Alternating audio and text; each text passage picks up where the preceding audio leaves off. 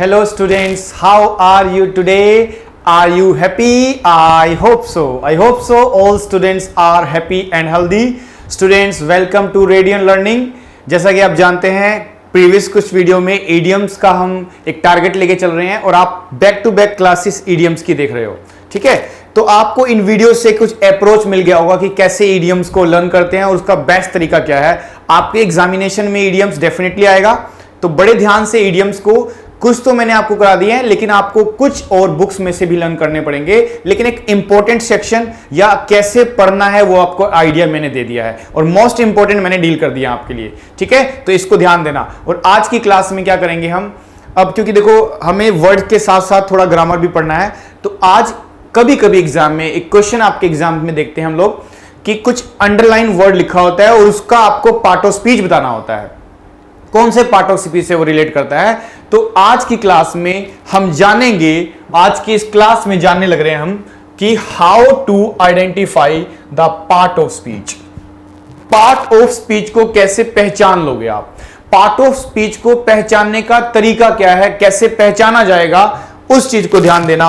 अब देखो एग्जाम्स में जो क्वेश्चन आपका आता है ना, तो जनरली किस लेवल पे आता है, देखो जरा देखो। पार्ट ऑफ स्पीच का मतलब क्या कि मैं सारे के सारे वर्ड्स की ही बात करूंगा आपके लिए।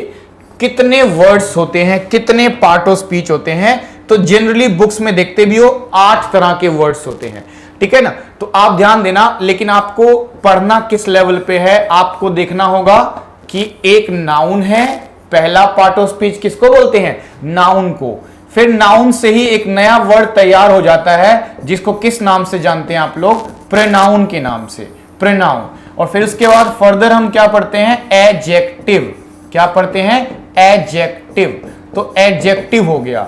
फिर उसके बाद नेक्स्ट लेवल तैयार करते हैं, दैट इज कॉल्ड वर्ब। फिर हम क्या पढ़ लेते हैं, वर्ब। फिर वर्ब से कुछ ऐड करोगे तो वो क्या बन जाता है हमारे लिए, एडवर्ब। एडवर्ब। तो ये तो हुए हमारे कुछ एक पार्ट ऑफ स्पीच के नाम, ठीक है ना, यहां तक ध्यान दो। फिर उसके बाद आपने देखा होगा दूसरे लेवल के कुछ पार्ट ऑफ स्पीच का मतलब होता है, जैसे आप ले पढ़ते होंगे प्रेपोजिशन। आप प्रेपोजिशन पढ़ते हो, ठीक है। प्रेपोजिशन के बाद आपने देखा होगा आप कंजंक्शन पढ़ते हो, कंजंक्शन, कंजंक्शन, ठीक है जी। कंजंक्शन के बाद आप ध्यान देना, आप लोग पढ़ते हो my dear students preposition, conjunction, और एक होता है आपका आर्टिकल्स। आर्टिकल्स पढ़ते हैं आप लोग, आर्टिकल्स। और एक last part that is called interjection. Interjection, ठीक है, इंटरजेक्शन, इंटरजेक्शन, इस तरह से। तो देखा जाए तो ये 9 वर्ड आते हैं पार्ट ऑफ स्पीच में, ठीक है। क्योंकि ना देखो एडजेक्टिव और आर्टिकल्स को एक डिटर्मिनर का रूप दे दिया जाता है, तो इसलिए 8 लिखे जाते हैं, लेकिन हमारे पता होना चाहिए कि हमें 9 वर्ड्स की जानकारी होनी चाहिए। अब मैं आज की क्लास में देखो आपको इनके बारे में थोड़ा थोड़ा आइडिया होगा, तो मैं थोड़ा थोड़ा आइडिया भी दूंगा, लेकिन ना कभी कभी कंफ्यूजन हो जाता है। जैसे देखो कुछ वर्ड्स इसमें सिमिलर दिखाई देंगे आपको, जैसे कि प्रोनाउन, प्रोनाउन और एडजेक्टिव में सिमिलैरिटी होती है। मैं उन वर्ड्स को आज आपको बताने वाला हूं जहां पे आप कंफ्यूज हो जाओगे। आप लोग देखो प्रोनाउन और एडजेक्टिव में कंफ्यूज हो जाते हो जब बात आती है कि एडवर्ब की और प्रेपोजिशन की, तब भी आप कंफ्यूज हो जाते हो, क्योंकि कभी कभी ना सिमिलर वर्ड होते हैं। वो वर्ड आपका क्या बन सकता है, तो मैं ऐसे वर्ड डिस्कस करूंगा आज की क्लास में आपके सामने कि जिसको देख करके हो सकता है आपके मन में डाउट आ जाए, सर ये तो एडजेक्टिव है लेकिन निकला क्या वो प्रोनाउन, और जो आपको लगे प्रोनाउन वो निकला क्या एडजेक्टिव। ऐसा कंफ्यूजन हो सकता है। कभी कभी आपको लगेगा ये कंजंक्शन है लेकिन होगा वो प्रेपोजिशन, और जहां प्रेपोजिशन होगा वहां होगा कंजंक्शन। तो आपको इन बातों पर ज्यादा ध्यान देना होगा आज की क्लास में। तो मैं यही चीज डील करने वाला हूं आपको, जहां जहां आप लोग कंफ्यूज हो सकते हो वो सारे पॉइंट्स आपके लिए मैं उठाता हूं आज की क्लास में, ठीक है जी। तो बिल्कुल स्टार्ट करते हैं। सबसे पहले हम समझते हैं आप लोग कहां कंफ्यूज हो जाते हो। देखो आप लोग पहला कंफ्यूजन आपको पता क्या होता है, आपको एक वर्ड होता है जिसका नाम होता है पोजेसिव। पोजेसिव, देखो मैंने कुछ प्रीवियस क्लासेस में आपको पहचानना वर्डों को सिखाया है। आप सब बच्चे जानते हैं, जो पहला वीडियो मेरा बना हुआ है पार्ट 1 और पार्ट 2 इंट्रोडक्शन ऑफ इंग्लिश, उसमें हमने डिटेल में पढ़ा हुआ है सारे वर्डों के बारे में, तो वहां से जाकर के देखो कि आप पहचानना शुरू कर दोगे। लेकिन आज की क्लास में मैं वो वर्ड लूंगा जिसमें आप कंफ्यूज हो सकते हो, ठीक है ना, वो दो पार्ट ऑफ स्पीच एक जैसे दिखाई देंगे, तो उनको मैं आपके सामने लेके आया हूं। तो देखो सिमिलरिटी किसमें होती है, देखो अब ध्यान रखना कि पॉजिटिव में बड़ा कंफ्यूजन होता है। पॉजिटिव किसको बोलते हैं, बच्चे कह रहे सर पॉजिटिव का मतलब बताओ, तो पॉजिटिव का मतलब होता है माय डियर स्टूडेंट्स अधिकार, अधिकार दिखाने वाले वर्ड। पोजीशन याद है ना, पोजीशन का मतलब अधिकार दिखाना होता है, तो अधिकार दिखाने वाले वर्ड को हम क्या बोल देते हैं, पोजेशन, और पोजेशन से बनता है पॉजिटिव। अधिकार दिखाने वाले कुछ वर्ड्स होते हैं। देखो अब अधिकार दिखाने वाले वर्ड्स कौन कौन से होते हैं जरा देख लो। अधिकार दिखाने के लिए कभी कभी आप लोग यूज करते होंगे माई, और कभी कभी आप इसी की जगह पे माई नहीं लगाते हो, आप लोग लगाते हो माइन, माइन लगाते हो। और ऐसे ही ध्यान रखना, कभी आपने माई यूज किया तो कभी कभी आप लोग क्या यूज करते हो, माइन यूज करते हो। तो एक तरह से ये दोनों वर्ड अधिकार दिखाने का काम कर रहे हैं, दोनों वर्ड अधिकार दिखाने का काम कर रहे हैं, ठीक है जी। इसी तरह से याद करो, आप लोग यूज करते थे एक आवर, एक यूज करते थे आवर्स, ठीक है, एक आपने यूज किया योर, और एक यूज कर लेते थे योर्स, योर्स।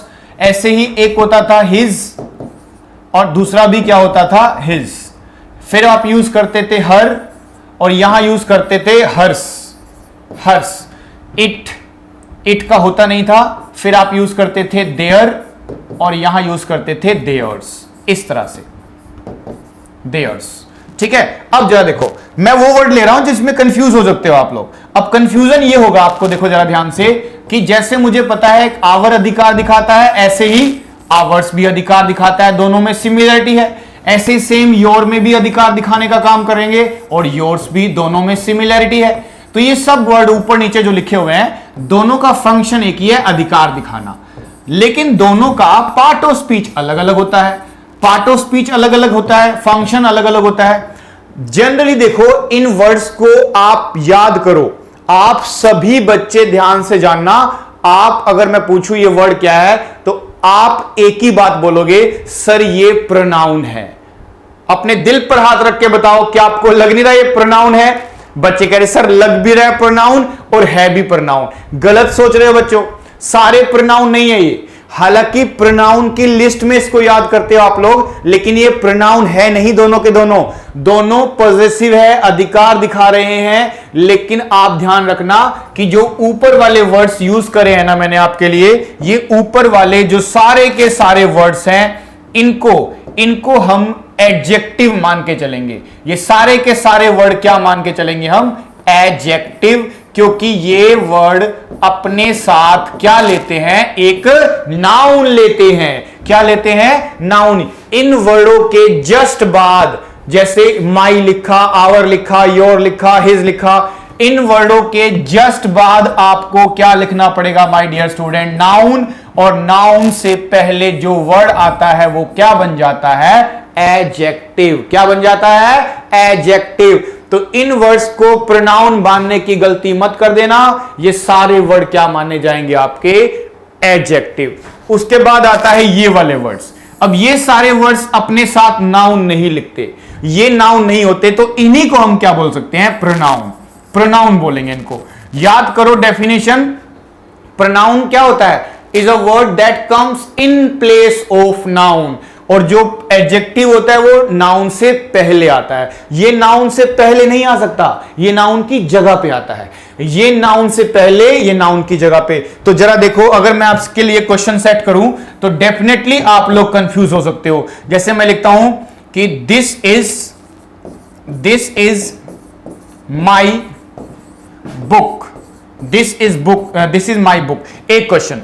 और आपके लिए मैंने इसको अंडरलाइन कर दिया, देखो अंडरलाइन, इसको अंडरलाइन कर दिया। आपके सामने एग्जाम्स में ऑप्शन रखे जाएंगे, चलो बताओ ये नाउन है, बी ये प्रोनाउन है, सी ये एडजेक्टिव है, और डी ये एडवर्ब है। ये एडवर्ब है। आप ध्यान से बताओ इनमें से किसको मानोगे आप? बच्चों देखो, आप लोग सीरियसली पढ़ो, अब थोड़ा ध्यान से पढ़ो, कमेंट में थोड़ा बताया करो। अगर आपको वीडियो अच्छी लगती है तो आप डेफिनेटली रिस्पॉन्ड किया करो। आप कमेंट सेक्शन में भी ये चीजें शेयर कर सकते हो। क्या आंसर है जरा देखो, नाउन, प्रोनाउन, एडजेक्टिव और एडवर्ब। ये जरा ध्यान से देख लो। अगर आपको लगता है इसमें देखो, जो बच्चा इसको पहली बार देखेगा ना, डेफिनेटली वो इसको प्रोनाउन बोलेगा, क्योंकि उसने लिस्ट में पढ़ा होगा ना आई मी माई होता है प्रोनाउन। गलत। अगर देखो मैं बुक लिख रहा हूं ना साथ में, तो नाउन साथ में आ गया, नाउन के साथ जो आता है वो एडजेक्टिव होता है, तो इसका आंसर क्या होगा? एडजेक्टिव। इसको प्रोनाउन नहीं मानना, आपको याद रखना ये प्रोनाउन नहीं क्या है? एडजेक्टिव है। हां, इसी क्वेश्चन को मैं अगर ऐसे सेट कर देता हूं आपके लिए कि this book is mine, this book is mine, और इस माइन को मैंने अंडरलाइन कर दिया। अब बताओ ये क्या है? नाउन है, प्रोनाउन है, एडजेक्टिव है कि एडवर्ब है? अब आप समझ पाओगे ये एक प्रोनाउन है, क्योंकि देखो ना पोजेशन यहां भी है, पोजेशन यहां भी है, पर वो एक ऐसा वर्ड है जो नाउन के जगह पे आया है, नाउन के साथ नहीं आया, नाउन के साथ नहीं आया, तो ये क्या बनेगा मेरे लिए? प्रोनाउन। ये प्रोनाउन है। तो यही फर्क होता है। आप लोग इनमें कंफ्यूज हो सकते हो, इसीलिए ध्यान रखना इन दोनों में क्या अंतर है। तो पहला डिफरेंस मैंने आपको पोजीशन का सिखाया कि एडजेक्टिव और प्रोनाउन में आप लोग कंफ्यूज हो सकते हो, इसीलिए मैंने आपका आज का थीम ही रखा है आपके लिए कि how to identify the part of speech. Part of speech आप समझ सकते हो क्योंकि मैंने पहली दूसरी वीडियो में आपको बताया है, लेकिन उनमें से भी ना कुछ कंफ्यूज करने वाले होते हैं, जो मुझे लगा बाद में कि वो मुझे बताने चाहिए था, किसी वजह से रह गया, तो उसको मैं आज की क्लास में कंप्लीट करना चाहूंगा। बड़े ध्यान से देखना, बहुत इंपॉर्टेंट पार्ट है, आप लोग उसमें कंफ्यूज हो सकते हो, इसलिए ठीक है ना, स्किप नहीं करना, बड़े ध्यान से सीखना इस बात को। आगे देखिए अब नेक्स्ट में एक तो मैंने ये कंफ्यूजन क्रिएट बता दिया आपको क्या कैसा है। अब दूसरे में क्या है कि कभी कभी ना आप देखोगे कि कुछ एडजेक्टिव के पार्ट और कुछ प्रोनाउन के पार्ट, जैसे कि फिर से यहां पे देखो, यहां पे जैसा कंफ्यूजन हुआ था, ये तो वैसे ही होना था कंफ्यूजन, क्योंकि आपके हिसाब से दोनों प्रोनाउन था। लेकिन कभी कभी आप ध्यान दो, आपको लगेगा वो एडजेक्टिव और प्रोनाउन है कि नहीं है, आपको ये भी नहीं पता है, लेकिन ध्यान देखना कि दो ऐसे टाइप होते हैं बच्चों, ध्यान से सुनना, दो टाइप ऐसे होते हैं जो एडजेक्टिव भी बन सकते हैं, जो आपके प्रोनाउन भी बन सकते हैं, दोनों बन सकते हैं, दो नहीं तीन, एक्चुअली तीन होते हैं ऐसे। जैसे देखो मैं कौन कौन से उसके नाम लिख देता हूं आपके सामने, फिर आपको समझ में आ जाएगा अच्छे से। देखो एक होता है आपका जिसको नाम देते थे डिस्ट्रीब्यूटिव, ठीक है। एक होता था आपका, भगवान तुम्हारा भला करे, भगवान तुम्हारा भला करे, क्या था वो? डेमोन्स्ट्रेटिव। एक था डेमोन्स्ट्रेटिव, और एक था आपका इंटेरोगेटिव। एक क्या था? इंटेरोगेटिव, ठीक है जी, इंटेरोगेटिव। एक इंटेरोगेटिव था, इंटेरोगेटिव क्वेश्चन वाले। तो डेमोन्स्ट्रेटिव, इंटेरोगेटिव, ये जो मैंने आपके लिए लिखे हैं ना, ये अब दिक्कत यह है कि ये आपके एडजेक्टिव भी बन सकते हैं, ये आपके प्रोनाउन भी बन सकते हैं। अगर आपने पढ़ा होगा डिटेल में प्रोनाउन के टाइप, एडजेक्टिव के टाइप, तो क्या आपने नहीं पढ़ा था कि आपने पढ़ा होगा distributive adjective, demonstrative adjective, interrogative adjective, ऐसे ही पढ़ा हुआ आपने डिस्ट्रीब्यूटिव प्रोनाउन, डेमोन्स्ट्रेटिव प्रोनाउन और इंटेरोगेटिव प्रोनाउन। तो दिखने, अब क्योंकि सेम है, टाइप के नाम सेम है, तो वर्ड भी तो सेम होंगे ना, वर्ड भी सेम है। अब यहां पे एक चीज काम आएगी, हमें कैसे पता चलेगा कि फिर वो प्रोनाउन है कि एडजेक्टिव है? कुछ वर्ड्स के नाम जरूर लिखूंगा मैं आपके लिए। देखो सबसे पहले डिस्ट्रीब्यूटिव के नाम लिखू ना, तो याद करो डिस्ट्रीब्यूट करने के लिए कौन कौन से वर्ड यूज करते थे आप इधर यूज करते थे, ईच यूज कर लेते थे, एनी यूज कर लेते थे, नीदर यूज कर लेते थे आप, वन भी यूज करते थे, ठीक है। तो ये कुछ ऐसे वर्ड्स हो गए, और नन भी यूज करते थे, ऐसे वर्ड्स। ये तो हमारे डिस्ट्रीब्यूटिव हो गए। डेमोन्स्ट्रेटिव में आप कौन से वर्ड यूज करते थे? दिस यूज कर लिया, दैट यूज कर लिया, दीज हो गया, दोज हो गया, दीज दोज। फिर इसके बाद इंटेरोगेटिव में कौन से यूज करते थे आप? व्हाट यूज कर लेते थे, whom, what whom, आप who यूज करते थे, which, कुछ इस तरह से वर्ड। तो ये सारे वर्ड्स आप ध्यान दो, ये सारे के सारे वर्ड आपको चीख चीख के बोल रहे हैं कि हम दोनों बन सकते हैं। हम आपके एडजेक्टिव भी बन सकते हैं, हम आपके प्रोनाउन भी बन सकते हैं। तो हम कैसे मान ले ये प्रोनाउन है कि एडजेक्टिव है? इनका फंक्शन डिसाइड करेगा।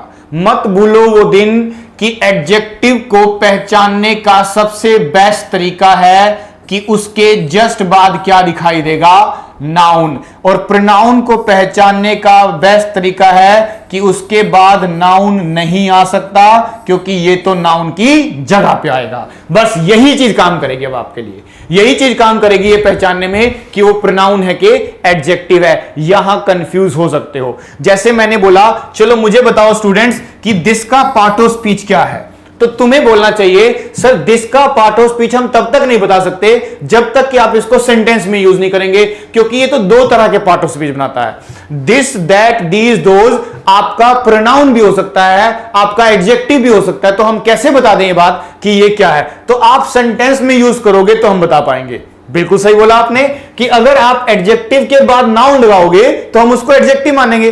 ठीक है, अगर आप देखोगे कि यहां पे नाउन को नहीं लिखा आपने, उसकी जगह पे यूज किया है, तो हम उसको प्रोनाउन मान लेंगे। इस तरह का। तो ये ध्यान से एक बार देख लो, और मैं 2-3 क्वेश्चन लिखता हूं आपके लिए ताकि क्लियर हो जाए पॉइंट आपका। इसका कंफ्यूजन बिल्कुल ठीक होना चाहिए। ठीक है जी, ये वो वाली क्लास है जो कि पहली क्लास आपने देखी थी, दूसरी क्लास देखी थी। जिन्होंने नहीं देखी वो देख लेना, वो बहुत इंपॉर्टेंट है। सारे सेक्शंस में से सबसे इंपॉर्टेंट क्लास ही पहली और दूसरी है, क्योंकि पूरी इंग्लिश का स्ट्रक्चर बताया उसमें, कौन कौन से टॉपिक आपको पढ़ने हैं और क्यों पढ़ने हैं वो बताया है आपको। तो उसका मतलब कुछ क्लैरिटी कम रह गई थी, जिसमें से मुझे लगता है कि पहचानने का तरीका आज आप क्लास में कुछ ऐसे पॉइंट डिस्कस कर रहा हूं जो थोड़ा कंफ्यूज कर सकते हैं आपको। देखिए जरा देखिए, अब मैंने आपके लिए लिखा है जैसे एक सेंटेंस, ध्यान देना इस पे। एक सेंटेंस आपके लिए लिख रहा हूं मैं कि दिस बुक इज माइन। आप सिर्फ ध्यान देना, जो वर्ड मैं अंडरलाइन करूंगा उस पे एक लिखते हैं दिस इज माई बुक, फिर लिखते हैं any of the student can take my class. फिर से अगर ट्राई करूं मैं एक और क्वेश्चन आपके लिए, और आपको दे दूं एक क्वेश्चन फिर से कि what book do you want to buy? Question mark. फिर आपके लिए लिखूं मैं क्वेश्चन, एक ऊपर लिख देते हैं question, what do you do? What do you do? अब देखो ध्यान से, आप ध्यान से देखोगे ना तो आपको रियलाइज होगा यहां पे कि मैंने जो जो वर्ड्स यूज किए हैं वो कितना इंपॉर्टेंट है। देखो यहां मैं पूछना चाहता हूं व्हाट के बारे में आपसे, यहां दिस के बारे में, यहां दिस के बारे में, यहां एनी के बारे में, और यहां व्हाट के बारे में। तो ये देखो जो अंडरलाइन वर्ड है, जो अंडरलाइन वर्ड है उसी का पार्ट ऑफ स्पीच बताना है। तो देखो ना, अब जिस बच्चे ने पढ़ भी लिया है कि चलो इंटरोगेटिव प्रोनाउन भी है, इंटरोगेटिव एडजेक्टिव भी है, तो ये व्हाट यहां भी लिखा है तो व्हाट यहां भी लिखा है। अगर आप मान लो ये एडजेक्टिव है तो कैसे मान ले? फंक्शन के अकॉर्डिंग। देखो इस व्हाट के बाद कुछ नहीं, वर्ब है, नाउन तो नहीं है ना, तो ये नाउन ना होने की वजह से क्या माना जाएगा? प्रोनाउन। ये नाउन ना होने की वजह से क्या माना जाएगा? प्रोनाउन। इस दिस के बाद नाउन है, बच्चे कह रहे यस है, तो ये बना हमारा एडजेक्टिव। ये क्या बन गया? एडजेक्टिव। इस दिस के बाद नाउन नहीं है, नाउन नहीं है तो यही हमारे लिए क्या बन जाएगा? प्रोनाउन बन जाएगा। एनी के बाद नाउन नहीं है तो ये भी क्या बनेगा? प्रोनाउन बनेगा। व्हाट के बाद नाउन आ गया, जैसे ही नाउन आया तो ये हमारे लिए क्या बन गया? एडजेक्टिव। ये देखो दोनों व्हाट में क्या फर्क है? इस व्हाट में नाउन नहीं, इस व्हाट में नाउन, ये एडजेक्टिव और प्रोनाउन, यही तो अंतर है, यही अंतर है। ये ध्यान रखना आप ध्यान से। ये व्हाट क्या है? प्रोनाउन, बिना नाउन के है। जो बिना नाउन के है वो क्या है? हमारा प्रोनाउन, और जो नाउन के साथ है वो एडजेक्टिव है। तो नाउन के साथ एडजेक्टिव, नाउन के बिना प्रोनाउन, नाउन के बिना प्रोनाउन, नाउन के साथ एडजेक्टिव। और ये कौन से टाइप से लिए मैंने सारे? ये दोनों लिए मैंने डिस्ट्रीब्यूटिव, डेमोन्स्ट्रेटिव, इंटरोगेटिव। इन्हीं में आप कंफ्यूज हो गए इन वर्ड्स में, ये ध्यान रखना। तो ये नंबर 2, ये नंबर 2 था, ये नंबर 2 लेवल था। नंबर 1 लेवल कौन सा था आपका?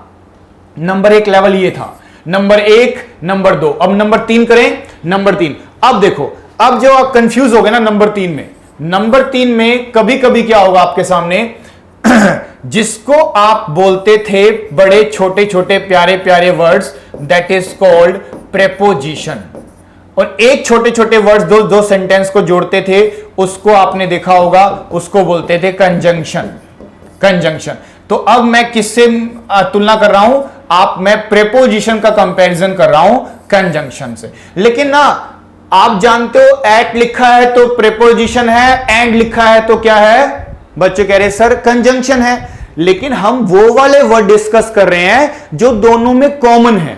अगर दोनों में कॉमन है तो आपको देखना चाहिए बड़े ध्यान से, ठीक है जी। तो प्रेपोजिशन ध्यान देना, प्रेपोजिशन जो है छोटे छोटे वर्ड्स को बोलते थे, और कंजंक्शन भी छोटे छोटे वर्ड्स होते थे। सिमिलर वर्ड लेने हैं, दोनों बन सकते हैं। आपने देखा होगा कि कभी कभी ना आप क्या करते हो, कभी कभी आप लोग एक वर्ड यूज करते हो दैट इज कॉल्ड आफ्टर। रुको जरा, एक वर्ड यूज करते हैं हम, आफ्टर। After, after. अब जरा बताओ, आफ्टर प्रेपोजिशन है कि कंजंक्शन? बच्चे कह रहे सर दोनों है। भाई आफ्टर आपका प्रेपोजिशन भी हो सकता है, आफ्टर कंजंक्शन भी हो सकता है। ऐसे ही बिफोर, बिफोर कंजंक्शन भी हो सकता है, बिफोर आपका प्रेपोजिशन भी हो सकता है। ऐसे ही बट, बट आपका प्रेपोजिशन भी हो सकता है, बट आपका कंजंक्शन भी हो सकता है। ऐसे ऐसे वर्ड्स, तो हम उन वर्ड्स को टारगेट करेंगे ना। अब देखो, प्रेपोजिशन की पहचान है कि उसके बाद नाउन आएगा या प्रोनाउन आएगा। जहां जहां प्रेपोजिशन उसके बाद नाउन प्रोनाउन होगा। लेकिन कंजंक्शन की पहचान तो उसके सेंटेंस से होती है, पूरा एक फुल सेंटेंस लिखा होता है, पूरा एक फुल सेंटेंस लिखा होता है, ठीक है ना। दोनों की ये पहचान है। अब जरा क्वेश्चन के थ्रू समझना। एक तो मैं आपको लिखता हूं कि she came here, she came here. एक मिनट रुको, रुको रुको रुको रुको रुको, wait wait wait wait. Sentence लिखते हैं थोड़ा इधर से, हाँ यहां से सही रहेगा। नेक्स्ट मैं सेंटेंस दोनों के लिए एक लिख रहा हूं। I will teach you after 5 minutes। Done, एक हो गया। दूसरा लिखते हैं, he told me her name after she had gone। had gone, ठीक है। अब जरा ध्यान दो। तो अब ध्यान देना कि इस क्वेश्चन के थ्रू समझने की कोशिश करना कि कभी कभी आपके सामने चैलेंज जरूर आएगा। मुझे लगता है कि इनमें टारगेट करना पड़ेगा। अब देखो, मैं सिर्फ अंडरलाइन आफ्टर को कर रहा हूं, आफ्टर को। तो आपसे मैं पूछूं, चलो आफ्टर का पार्ट ऑफ स्पीच बता दो आप। अब बच्चे कह रहे सर आफ्टर का पार्ट ऑफ स्पीच, तो आप देखोगे आफ्टर तो दोनों होते हैं, कंजंक्शन भी। बस आप ध्यान देना कि प्रेपोजिशन का कोई भी वर्ड हो, कंजंक्शन का कोई भी वर्ड हो, उनकी पहचान आप नाउन प्रोनाउन से या सेंटेंस से करते हो।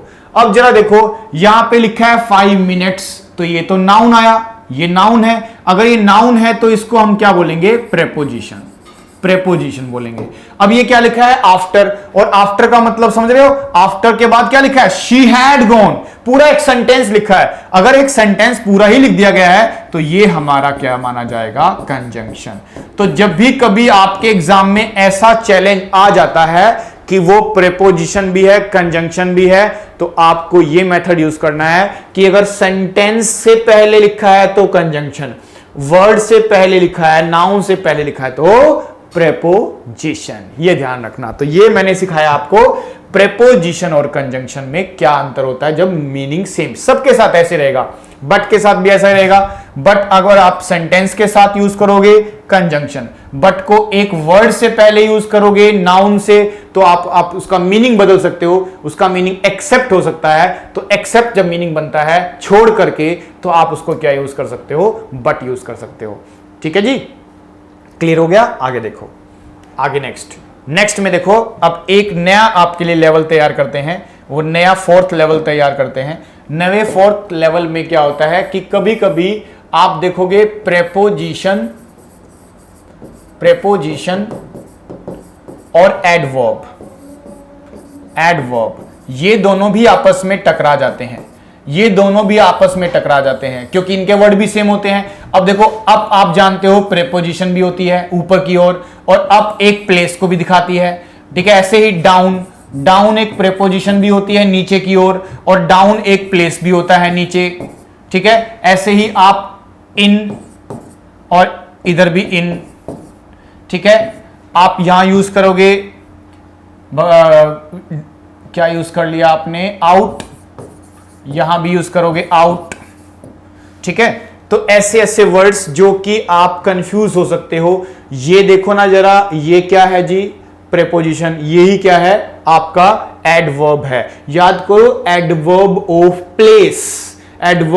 प्लेस। तो इन एक प्लेस का काम करता है, आउट एक प्लेस का काम करता है, अप एक प्लेस का काम करता है, डाउन भी प्लेस का काम करता है। तो हम कैसे मान ले कि वो प्रेपोजिशन है कि कंजंक्शन, इस चीज को ऐसे समझो। देखो, एक तो मैं बोल रहा हूं कि she is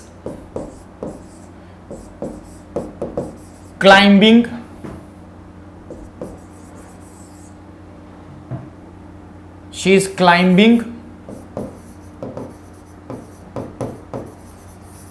she is climbing उसके बाद अप द ट्री, ऐसे लिख दिया मैंने, अप द ट्री। और एक मैं बोलूंगा the finger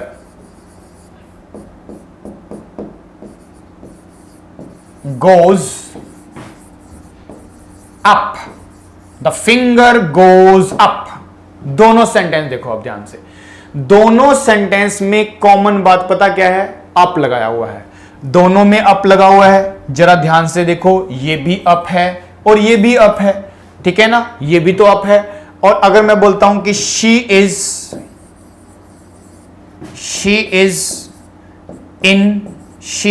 in my room, और एक मैं बोलूं डोंट कम इन, दोनों में मैंने इन यूज कर लिया। अब मुझे ध्यान से सोच के बताइए कि कैसे मान ले कि कौन सा इन क्या है। तो आप बड़े ध्यान से अब बता दो मुझे। देखो जरा, दोनों इन में फर्क क्या है। ये शी इज क्लाइंबिंग अप लिखा हुआ है ना, तो इसके बाद नाउन लिखा है। देखो यहां पे नाउन, अगर ये नाउन है तो नाउन से पहले प्रेपोजिशन आती है कि एडवर्ब आती है, प्रेपोजिशन। तो ये तो हमारा क्या माना जाएगा, प्रेपोजिशन। ये प्रेपोजिशन है, इसको बोलेंगे प्रेपोजिशन। लेकिन यहां पे देखो क्या लिखा है, the finger goes up. Up के बाद कोई नाउन लिखा है क्या, नहीं लिखा हुआ। नाउन नहीं है तो ये अप एक प्लेस है, एडवर्ब ऑफ प्लेस, इसलिए इसको बोल देंगे एडवर्ब। गलती से भी प्रेपोजिशन मत बोलना, यहां गलतियां करते हो आप लोग। ध्यान से देख लो क्या बोला मैंने, up down in out, up down in out. Preposition भी हो सकता है, कंजंक्शन भी हो सकता है। हमें कैसे पता चलेगा, कैसे पता लगाओगे? अरे भाई फंक्शन के अकॉर्डिंग। ये क्या होता है, ये प्लेस की बात करता है, एडवर्ब ऑफ प्लेस की बात करता है। ये प्लेस सारे एडवर्ब होते हैं। और आपने देखा होगा कि आप प्रेपोजिशन जब लगाते हैं तो उसके बाद नाउन भी आता है, और कभी कभी तो नाउन नहीं आता है तो प्रोनाउन आता है। नाउन प्रोनाउन आएगा ही आएगा, ये ध्यान रखना है आपको, नाउन प्रोनाउन। ठीक है जी। अब आगे देखो, तो मैंने लिखा she is climbing up the tree, तो ट्री नाउन है, नाउन से पहले क्या आता है, प्रेपोजिशन आता है। मैंने बोला फिंगर गोज अप के बाद क्या है जी, भगवान तुम्हारा भला करे, क्या लिखा होता है याद करो, ये नाउन के बिना एडवर्ब है। और आप she is in my room लिख रहे हो, she is in my room, यहां पे इन लिखा हुआ है, साथ में माई रूम लिखा हुआ है, तो ये बनी मेरी प्रेपोजिशन।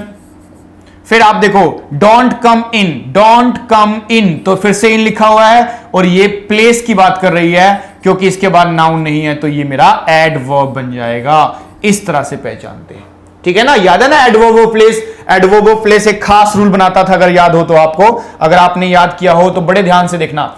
एडवर्ब ऑफ प्लेस का खास रूल क्या होता है? एक लिखते थे हम कभी कभी द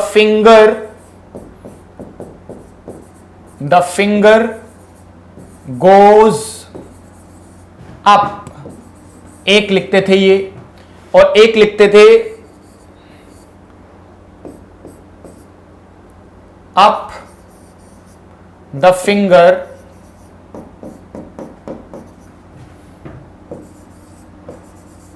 गोज, फिर लिखते थे अप गोज द फिंगर।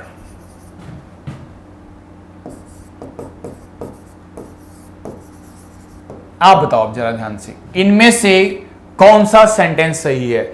आप सब जान सकते हो कि इनमें प्लेस की बात कर रहा हूं मैं, फिंगर गोज अप। क्रिकेट देखते हैं ना सभी स्टूडेंट्स, क्रिकेट में जब आउट होता है तो क्या बोलते हैं? द फिंगर गोज अप, ऊपर की ओर इशारा करने के लिए।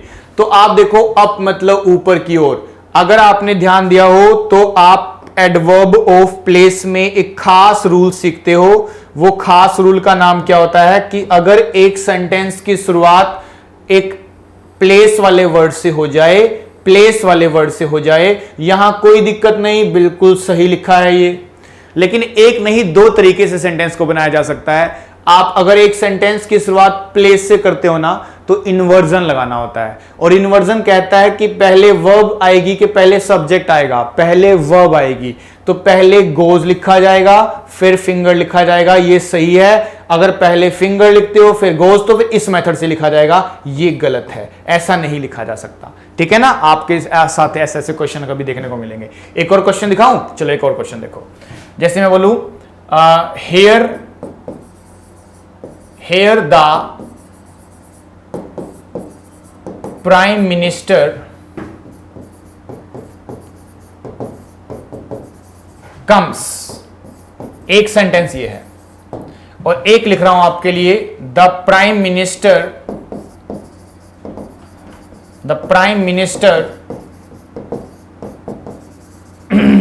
Comes. Here the prime minister comes, और the prime minister comes here, और एक लिखूं आपके लिए मैं here comes the prime minister।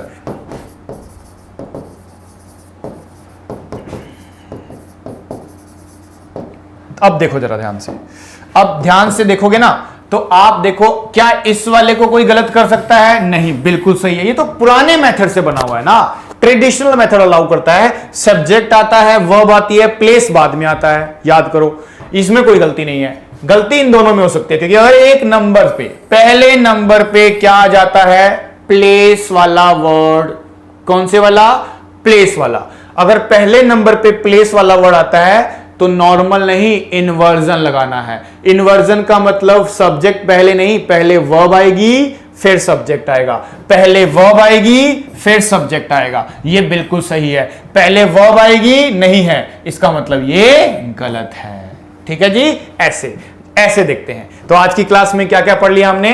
आज की क्लास में देखो वो इंपॉर्टेंट सेक्शन पढ़े, how to identify the part of speech. ये सारे पार्ट ऑफ स्पीच थे जिसमें थोड़ा थोड़ा कंफ्यूजन था। ये वीडियो आप देख लेना, पहले और दूसरे में है। एग्जाम में कभी कभी पार्ट ऑफ स्पीच पूछा जाता है, आप ध्यान देना, आता है ऐसा क्वेश्चन कि एक वर्ड को टारगेट किया जाता है, इसका पार्ट ऑफ स्पीच बताना होता है हमें, ठीक है। ये वीडियो, लेकिन वो वाले पार्ट मैंने अब डील किए हैं जिसमें आप देखोगे कि दो अलग अलग पार्ट ऑफ स्पीच के वर्ड सेम होते हैं। जैसे देखो इनके दोनों के वर्ड सेम थे तो दोनों में अंतर क्या हुआ? पहला लेवल। दूसरे लेवल में देखो ये कुछ अलग अलग टाइप है जिनके वर्ड सेम होते हैं। तीसरे लेवल पे हमने देखा कि अब प्रेपोजिशन और कंजंक्शन भी आपस में टकरा सकता है।